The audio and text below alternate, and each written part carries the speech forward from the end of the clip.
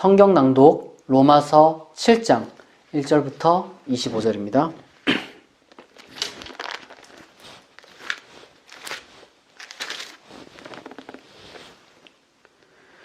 형제들아, 내가 법 아는 자들에게 말하노니 너희는 그 법이 사람이 살 동안만 그를 주관하는 줄 알지 못하느냐?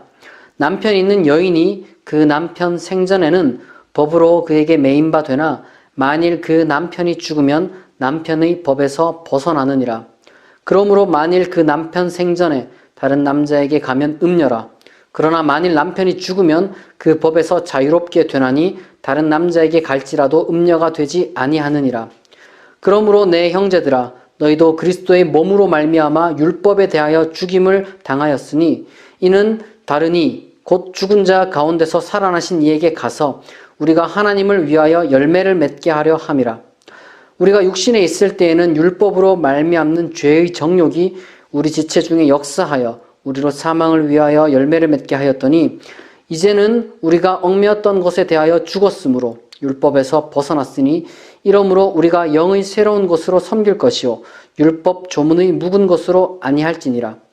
그런즉 우리가 무슨 말을 하리요? 율법이 죄냐? 그럴 수 없느니라. 율법으로 말미암지 않고는 내가 죄를 알지 못하였으니 곧 율법이 탐내지 말라 하지 아니하였더라면 내가 탐심을 알지 못하였으리라. 그러나 죄가 기회를 타서 계명으로 말미암아 내 속에서 온갖 탐심을 이루었나니 이는 율법이 없으면 죄가 죽은 것임이라. 전에 율법을 깨닫지 못했을 때에는 내가 살았더니 계명이 이름에 죄는 살아나고 나는 죽었도다. 생명에 이르게 할 그 계명이 내게 대하여 도리어 사망에 이르게 하는 것이 되었도다. 죄가 기회를 타서 계명으로 말미암아 나를 속이고 그것으로 나를 죽였는지라. 이로 보건대 율법은 거룩하고 계명도 거룩하고 의로우며 선하도다. 그런즉 선한 것이 내게 사망이 되었느냐? 그럴 수 없느니라. 오직 죄가 죄로 드러나기 위하여 선한 그것으로 말미암아 나를 죽게 만들었으니 이는 계명으로 말미암아 죄로 심히 죄되게 하려 함이라. 우리가 율법은 신령한 줄 알거니와 나는 육신에 속하여 죄 아래 팔렸도다. 내가 행하는 것을 내가 알지 못하노니 곧 내가 원하는 것은 행하지 아니하고 도리어 미워하는 것을 행함이라. 만일 내가 원하지 아니하는 그것을 행하면 내가 이로써 율법이 선한 것을 시인하노니 이제는 그것을 행하는 자가 내가 아니요 내 속에 거하는 죄니라. 내 속 곧 내 육신에 선한 것이 거하지 아니하는 줄 아노니 원함은 내게 있으나 선을 행하는 것은 없노라. 내가 원하는 바 선은 행하지 아니하고 도리어 원하지 아니하는 바 악을 행하는도다. 만일 내가 원하지 아니하는 것을 행하면 이를 행하는 자는 내가 아니요 내 속에 거하는 죄니라. 그러므로 내가 한 법을 깨달았노니 곧 선을 행하기 원하는 나에게 악이 함께 있는 것이로다. 내 속사람으로는 하나님의 법을 즐거워하되 내 지체 속에서 한 다른 법이 내 마음의 법과 싸워 내 지체 속에 있는 죄의 법으로 나를 사로잡는 것을 보는도다. 오호라, 나는 곤고한 사람이로다. 이 사망의 몸에서 누가 나를 건져내랴? 우리 주 예수 그리스도로 말미암아 하나님께 감사하리로다. 그런즉 내 자신이 마음으로는 하나님의 법을 육신으로는 죄의 법을 섬기노라. 로마서 강의 17번째 시간입니다. 로마서 중에서 성경 전체 중에서 가장 어려운 본문이 어디냐라고 많은 목사들에게 묻는다면 대다수는 로마서 7장이다. 이렇게 답할 거고 저도 그렇게 답하는 목사 중에 한 사람이 될 겁니다. 정말로 어려운 부분이지만 그래도 제가 묵상하고 또한 연구한 부분을 통해서 함께 은혜를 나누는 그런 시간이 되었으면 좋겠습니다. 먼저 1절부터 3절을 다시 읽어보겠습니다. 형제들아, 내가 법 아는 자들에게 말하노니 너희는 그 법이 사람이 살 동안만 그를 주관하는 줄 알지 못하느냐? 남편 있는 여인이 그 남편 생전에는 법으로 그에게 매인바 되나 만일 그 남편이 죽으면 남편의 법에서 벗어나느니라. 그러므로 만일 그 남편 생전에 다른 남자에게 가면 음녀라. 그러나 만일 남편이 죽으면 그 법에서 자유롭게 되나니 다른 남자에게 갈지라도 음녀가 되지 아니하느니라. 먼저 바울의 이 비유는 가부장적인 사회 속에서 만들어진 것이라는 것을 먼저 염두에 두면 좋겠습니다. 조금 이 복잡한, 짧은, 압축적인 이 비유를 제가 간단하게 다시금 정리하면 이렇습니다. 첫째, 남편이 있는 아내는 남편에게 얽매여 있다. 둘째, 남편이 있는데도 다른 남자에게 가는 아내는 음녀다. 셋째, 남편이 죽으면 그제서야 비로소 다른 남자에게 가는 아내는 음녀가 되지 않는다. 이렇게 3단계로 구성되어 있고요. 그런데 이제 이 짧은 비유지만 많은 해석과 또한 수많은 다양한 그러한 어떤 설교들이 나오는데, 우리가 여기서 주목해야 될 것, 특별히 이제 많은 사람들이 그 해석 과정 가운데서 오해하는 것이 있는데 두 가지가 있습니다. 첫째는 남편은 율법이 아닙니다. 그러니까 남편 그 자체가 율법이라고 하는 것이 아니에요. 그리고 두 번째로는 아내가 죽는 게 아닙니다. 우리가 이 두 가지를 염두에 두고 다시 한번 이 짧은 비유를 한번 생각해 보겠습니다. 지금 남편은 다시 말해서 이제 남편이잖아요. 그러니까 가족이잖아요. 결혼한. 그 남편은 아내에게서 무엇을 상징하느냐? 일종의 종교적인 관계, 그런 것을 뜻하는 겁니다. 바울에게 어떤 종교입니까? 이것은 율법 종교죠. 다시 말해서 일종의 종교 유형에 얽매인 상태를 지금 결혼 관계로서 지금 이야기를 하는 겁니다. 우리가 논리적으로 생각을 해보면 어느 한 종교 유형에 속하게 되면은 당연히 다른 종교 유형에 동시적으로 속할 수는 없는 겁니다. 논리적으로 그건 불가능한 거예요. 제가 한번 예를 들어 보겠습니다. 만약 내가 윤회를 믿는 그런 어떤 종교 유형에 속해 있다면 동시적으로 내가 부활을 믿는 종교 유형에 속할 수는 없는 겁니다. 왜냐하면 그 둘이 논리적으로 상충하는 것이기 때문에 그래요. 그러니까 우리가 모든 종교를 동등하게 존중하고 또한 가치 있게 본다 할지라도 그럼에도 불구하고 나 개인은 선택할 수 있는 그런 혹은 속할 수 있는 종교 유형은 정해져 있다는 거예요. 한계가 있다는 겁니다. 사도 바울은 지금까지 철저하게 로마서를 진행해 오면서 새로운 종교 유형, 다시 말해서 이제 율법 종교와 비교되는 은혜 종교를 제시해 왔습니다. 그리고 그러한 은혜 종교에 온전하게 속하기 위해서는 과감한 결단이 필요하다. 지금 이것을 짧은 비유를 통해서 제시했습니다. 그러나 그것이 결코 수동적인 게 아니에요. 그리고 또한 나 자신, 그러니까 나의 자아를 그냥 버리는 게 아니에요. 오히려 철저하게 생생한 자기 자신의 자기 책임적인 결단을 통해서 그렇게 종교 유형을 우리가 선택해야 되고 그래야만 가치가 있는 겁니다. 그런데 중요한 것은 왜 그렇다면은 남편의 죽음을 말했고 왜 하필이면 남편과의 이혼이 아니라 그런 꼭 죽음이어야 되느냐, 그런 식으로 우리가 이제 생각할 수 있는데 이것을 우리가 자꾸 생각하다 보니까 오해하게 되는 거예요. 왜냐하면 앞서 말씀드린 대로 지금 바울이 살아가던 시대, 특별히 이제 바울이 유대인들 사이에서 살아왔기 때문에 우리가 그 당시 때 사회상 그리고 이제 어떤 유대인들의 결혼에 대한 관념 이런 것들을 총체적으로 생각하는 비유라야지만, 그러니까 이런 비유를 그런 관계 속에서 생각해야지만 그런 질문이 굳이 나오지 않는 거예요. 말하자면 그 당시 때 로마랑 달리 유대인들에게는 결혼이 굉장히 종교적으로 중요한 것이었고 그리고 또 여성의 권리도 굉장히 이제 적었었기 때문에 말하자면 아내는 사실상 이혼을 요구할 수 있는 권리가 없었어요. 그러니까 유일하게 아내가 이 맺고 있는 이 구속된 이 관계를 깨어낼 수 있는 방법은 남편이 죽는 것 말고는 방법이 없었습니다. 그러니까 지금 바울이 이야기하는 것은 그런 어떤 구속 관계가 깨어진, 완전히 구속 관계가 깨어지는 것을 이야기를 하려고 이런 비유를 든 것이지 결코 이것이 1대1로 대응을 하는 것은 아니라는 거죠.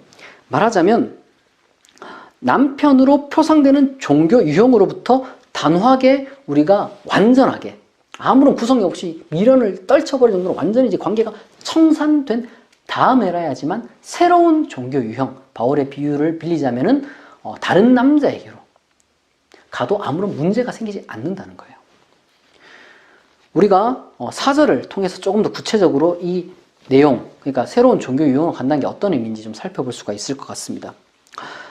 그러므로 내 형제들아 너희도 그리스도의 몸으로 말미암아 율법에 대하여 죽임을 당하였으니 이는 다르니 곧 죽은 자 가운데서 살아나신 이에게 가서 우리가 하나님을 위하여 열매를 맺게 하려 함이라.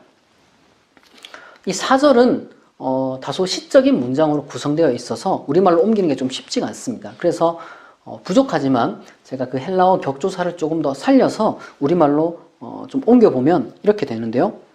그러므로 나의 형제들아 또한 너희들은 그리스도의 몸을 통하여 율법에 대하여 죽었고 다른 자에 대하여 곧 죽은 자 가운데서 일으킴을 받은 이에 대하여 만들어졌으니 하나님에 대하여 우리가 열매를 맺게 하기 위함이라. 사실 좀 많이 어색하죠. 근데 이제 일부러 제가 대하여라고 이렇게 번역을 한 이유는 그 역격이라는 것을 좀 일관성을 갖추기 위해서 그랬고, 중요한 것은 이게 일종의 관계를 지금 상징한다는 거예요. 그러니까 율법에 대하여, 그러니까 율법과의 관계가 있고, 그리고 다른이, 여기서 말한 다른이가 이제 동격으로 죽은 자 가운데서 살아나신 분, 그러니까 예수 그리스도죠. 그러니까 예수 그리스도의 관계, 그리고 궁극적으로는 이제 예수 그리스도를 통해서 하나님께 대하여 이렇게 이제 관계를 우리가 확인할 수가 있는 겁니다. 중요한 것은 그리스도의 몸을 통하여 율법에 대하여 죽었다. 이건 너무 압축적인 문장이라 어렵지만 다행히 지금까지 우리가 이제 바울이 전개한 그 개념을 알고 있기 때문에 우리가 이 부분을 압축적인 문장이지만 이전에 로마서를 통해서 유추해낼 수가 있는 겁니다.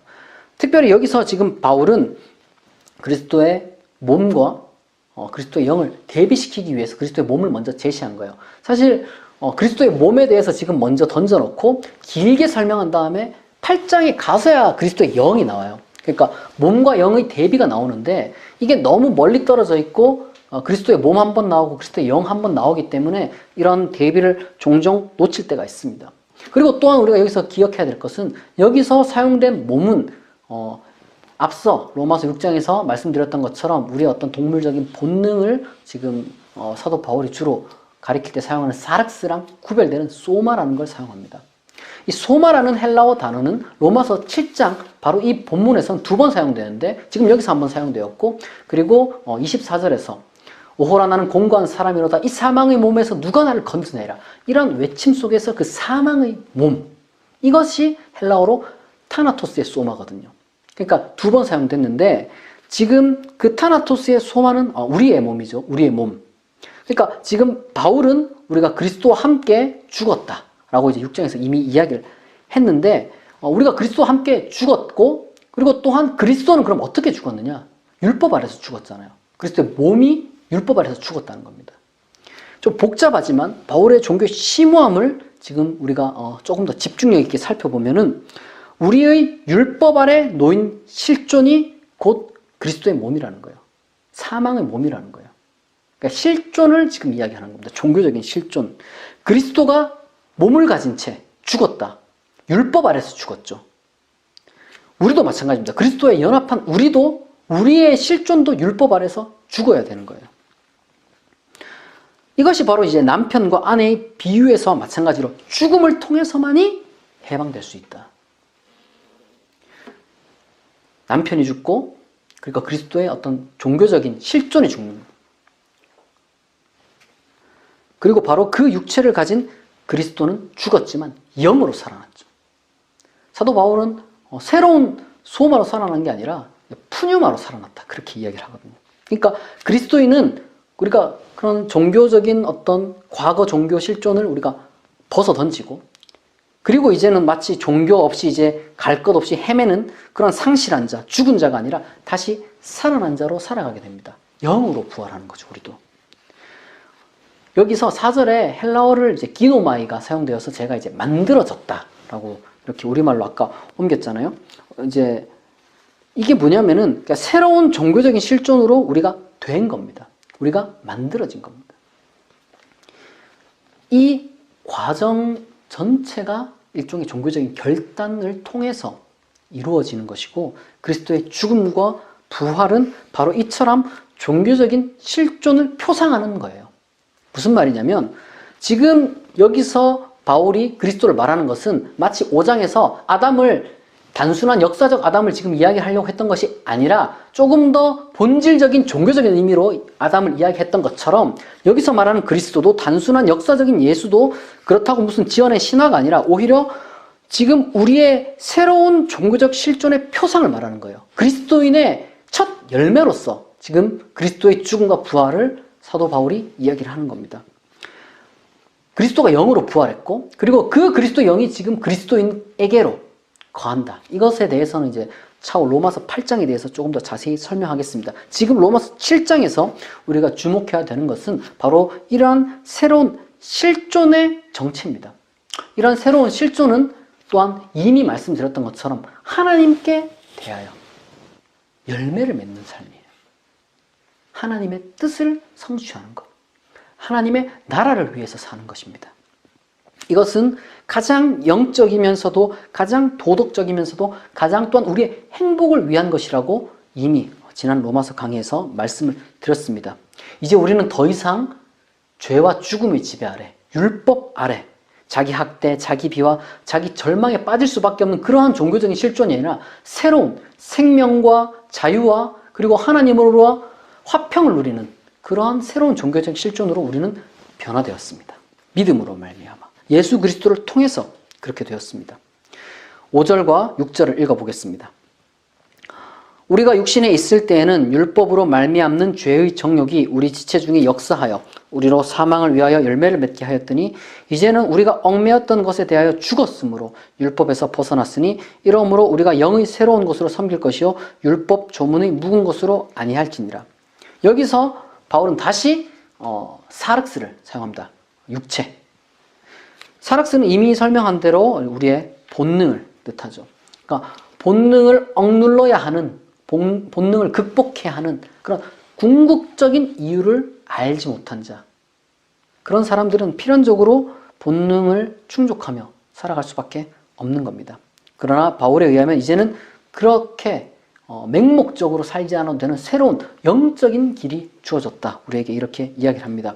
따라서 그리스도인은 옛 것이 아니라 새 것, 말하자면 율법의 글자가 아니라 영 안에서 섬김의 삶을 살아가게 되는 것입니다. 과거에는 십계명이 주어지면은 이게 궁극적으로 왜 지켜야 하는지 몰라요. 왜냐하면 그냥 명령으로 내려온 것이기 때문에. 하나님이 명령했다. 더 이상 우리가 물을 수가 없는 거죠.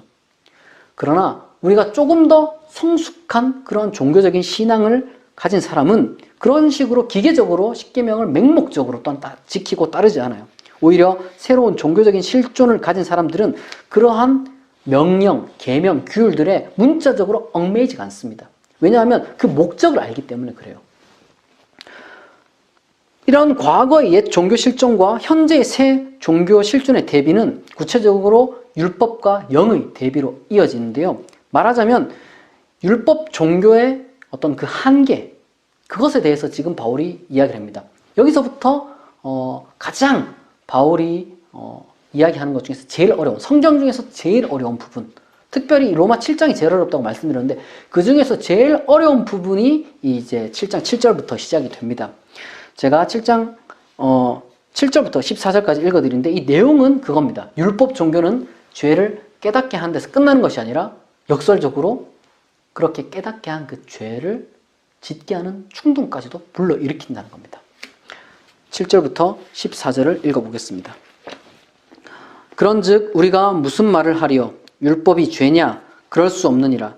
율법으로 말미암지 않고는 내가 죄를 알지 못하였으니 곧 율법이 탐내지 말라 하지 아니하였더라면 내가 탐심을 알지 못하였으리라. 그러나 죄가 기회를 타서 계명으로 말미암아 내 속에서 온갖 탐심을 이루었나니 이는 율법이 없으면 죄가 죽은 것임이라. 전에 율법을 깨닫지 못했을 때에는 내가 살았더니 계명의 이름에 죄는 살아나고 나는 죽었도다. 생명에 이르게 할 그 계명이 내게 대하여 도리어 사망에 이르게 하는 것이 되었도다. 죄가 기회를 타서 계명으로 말미암아 나를 속이고 그것으로 나를 죽였는지라. 이로 보건대 율법은 거룩하고 계명도 거룩하고 의로우며 선하도다. 그런즉 선한 것이 내게 사망이 되었느냐? 그럴 수 없느니라. 오직 죄가 죄로 드러나기 위하여 선한 그것으로 말미암아 나를 죽게 만들었으니 이는 계명으로 말미암아 죄로 심히 죄되게 하려 함이라. 우리가 율법은 신령한 줄 알거니와 나는 육신에 속하여 죄 아래 팔렸도다. 바울은 율법 종교의 원리를 깨우쳤습니다. 지금까지 바울은 율법 종교가 그런 힘을 갖고 있다고 했었어요. 율법을 통해서 죄가 무엇인지 알게 되고 동시에 죄가 무엇인지 알지만 그 죄를 이길 힘이 그 율법 종교 자체만으로는 우리에게 주어지지 않는다. 여기까지만 바울이 이야기를 했어요. 그런데 지금 7장에서는 그것을 넘어선 주장을 합니다.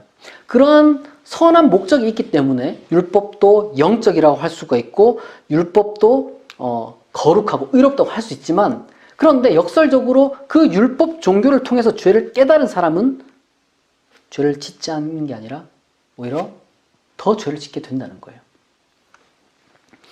이것이 단순한 예외적인 경우가 아니라 바로 아담의 경험이고 바울 스스로의 경험이고 우리 모든 인류의 경험이라고 지금 바울은 주장하고 싶어 합니다. 그래서 사도 바울은 일부러 여기서 나라고 그렇게 표현을 하는 거예요. 그러니까 이 세 가지 경험, 아담의 경험이면서도 바울 자신의 경험이면서도 우리 모두의 경험으로 동시적으로 생각할 수 있게 만드는 이런 바울의 수사학이 참으로 놀라운 거죠.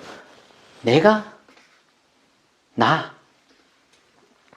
구체적으로 8절과 9절을 보면은 율법을 통해서 이 죄를 깨달은 사람은 이제 죄를 더욱 짓게 되고, 여기서 비록 이제 죄가 약간 의인화 되긴 했지만 어쨌든지 간에 이제 더욱 죄를 짓겠다는 충동에 사로잡히게 된다. 지금 이걸 얘기하는 건데, 말하자면 율법이 일종의 죄의 촉매 역할을 한다는 겁니다.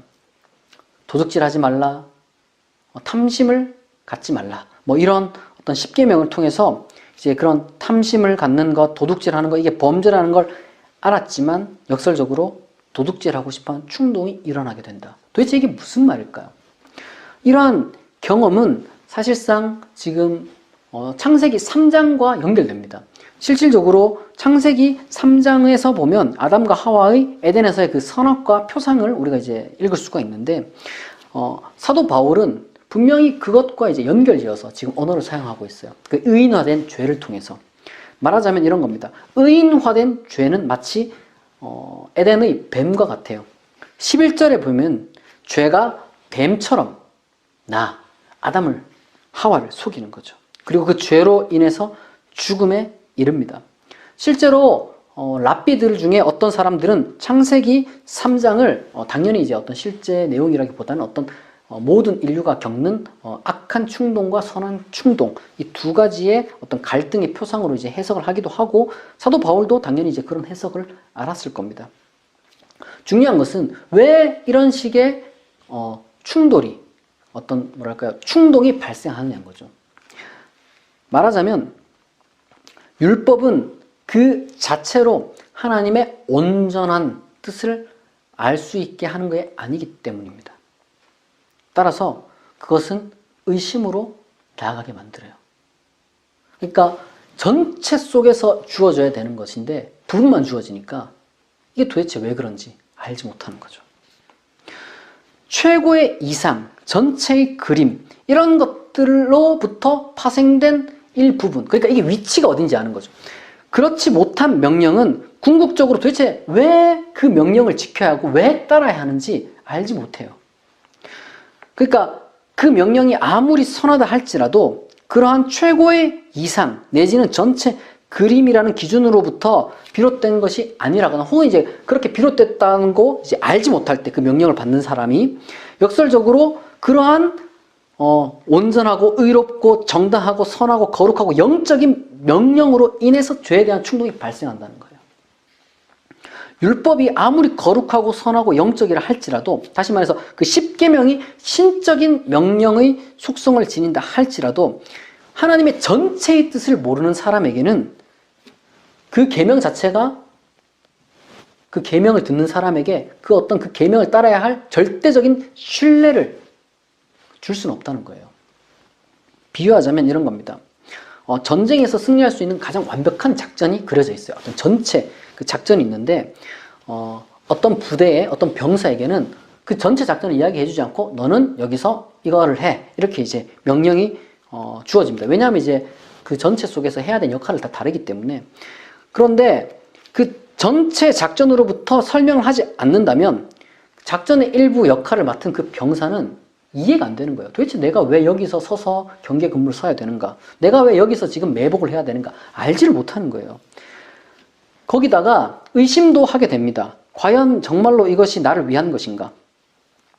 정말로 이것을 통해서 이 전쟁에서 승리할 수 있는 게 맞나? 단지 나는 그냥 미움받아서 지금 명령 내리는 지휘권자가 나를 죽이려고, 그런 게 아닌가. 온갖 의심을 하게 됩니다. 이런 불신과 의심은 결국에는 이탈하고 탈영하거나 아니면 그 명령에 불복종하고 다른 일을 하게 될 그런 가능성을 낳게 됩니다.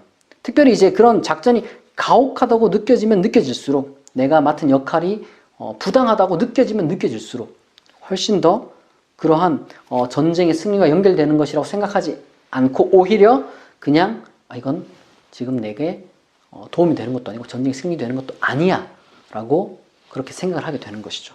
그러니까 완벽한 작전의 전체가 아니라 일부만 개시가 되면 그 병사의 사기는 진작되기보다 오히려 떨어질 겁니다. 물론 이제 군사작전이라는 것이 이제 비밀 유지도 되어야 되고 그렇게 전체 그림을 모두가 알 수가 없죠. 그러나 종교는 그거랑 달라요. 특히별히 기독교는 최대한 온전한 것을 제시한다. 거기에 대한 자부심을 갖고 있는 종교입니다. 말하자면 계시에 대한 자부심을 가지고 있어요. 이 계시가 어디로부터 온 것이냐? 하나님으로부터 온 것이다. 다시 말해서 가장 완전하고 가장 선하고 가장 궁극적인 것을 제시하는 종교다. 이런 자부심을 가진 것이 바로 기독교 종교입니다. 따라서 지금 바울이 말하는 것은 뭐냐? 율법 종교는 그처럼 최고선의 이상을 제시하지 않고 단지 명령으로만 구성되어 있다. 이렇게 지금 이야기를 하는 거예요. 따라서 그러니까 이 세계 그리고 그 인류와 우리 자신을 포함한 최종 목적 혹은 최고선의 이상 혹은 전체로서의 하나님의 완성된 뜻에 대한 계시가 없는 그러한 율법 종교는 아무리 거기서 명령하고 규율하는 것이 훌륭하다 할지라도 결국에는 그 계시를 받고 그 명령을 받는 사람은 그것을 지키기보다는 오히려 그것으로부터 이탈할, 다시 말해서 그 명령을 들은 자로 하여금 유혹에 빠지게 만드는 그러한 종교의 역설적인 반응, 효과가 일어난다는 거예요. 이것이 지금 바울이 깨달은 겁니다. 15절에서 25절을 끝까지 읽어보겠습니다. 내가 행하는 것을 내가 알지 못하노니 곧 내가 원하는 것은 행하지 아니하고 도리어 미워하는 것을 행함이라. 만일 내가 원하지 아니하는 그것을 행하면 내가 이로써 율법이 선한 것을 시인하노니 이제는 그것을 행하는 자가 내가 아니요 내 속에 거하는 죄니라. 내 속 곧 내 육신에 선한 것이 거하지 아니하는 줄 아노니 원함은 내게 있으나 선을 행하는 것은 없노라. 내가 원하는 바 선은 행하지 아니하고 도리어 원하지 아니하는 바 악을 행하는도다. 만일 내가 원하지 아니하는 그것을 하면 이를 행하는 자는 내가 아니요 내 속에 거하는 죄니라. 그러므로 내가 한 법을 깨달았노니 곧 선을 행하기 원하는 나에게 악이 함께 있는 것이로다. 내 속사람으로는 하나님의 법을 즐거워하되 내 지체 속에서 한 다른 법이 내 마음의 법과 싸워 내 지체 속에 있는 죄의 법으로 나를 사로잡는 것을 보는도다. 오호라 나는 곤고한 사람이로다. 이 사망의 몸에서 누가 나를 건져내랴. 우리 주 예수 그리스도로 말미암아 하나님께 감사하리로다.